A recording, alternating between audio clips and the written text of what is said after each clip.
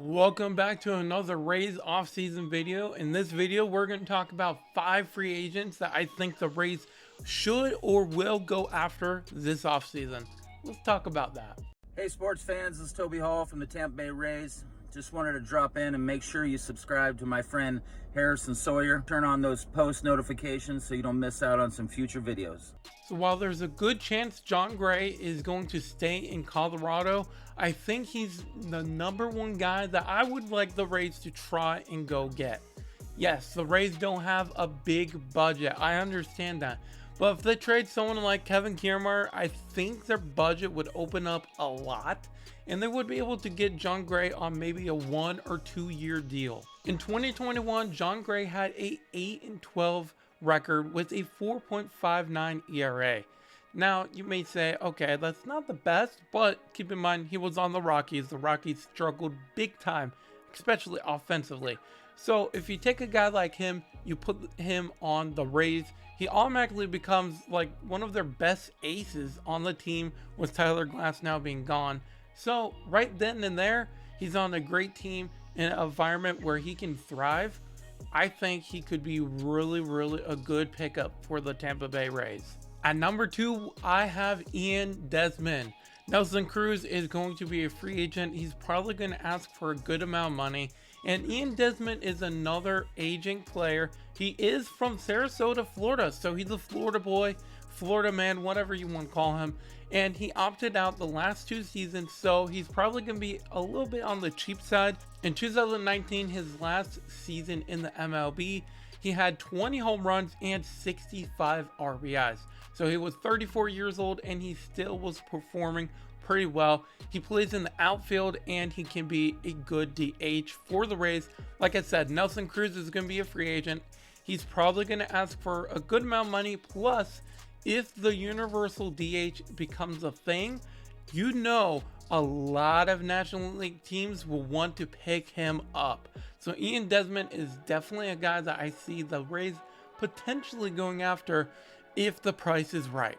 Before we move on with this video, I want to tell you guys about my merch that I just released. Go to the link down below in the description and check it out. I have a bunch of awesome designs, including some designs making fun of the Yankees and the Astros. Go check it out in the link down below. I would really appreciate it. So at number 3, we got Justin Verlander. I know he is more of an expensive ace pitcher, but he reminds me a lot of Charlie Morton. Coming from the Houston Astros, he could be a guy that the Rays take on a 1 year, $15 to $20 million deal. He's expensive, he's getting a little bit older and injury prone, so he might be on the cheap side. So hopefully the Rays might have a chance at going after him, because there's not too many teams that are going to pay him a lot of money when he's older and injury prone like Charlie Morton. So we'll see what the Rays do. He is definitely a veteran that I see the Rays could pick up, just because it's the Rays way. We take veterans, we make them good, except for Michael Wacha. He's trash. At number 4, we got another kind of a veteran pitcher, and he's a little bit on the cheaper side. We got Corey Kluber. Now, this is a guy that the Rays were kind of in talks already with, trying to trade for him at the trade deadline, but they never could get it done. But this is a guy that is pretty cheap. He signed a 1 year, $11 million deal with the Yankees earlier in 2021. So it's definitely a possibility that the Rays go and try and get him around the same amount of money. Honestly, 1 year, $11 million. That should be around the ballpark that the Rays try and get him at if they go after him.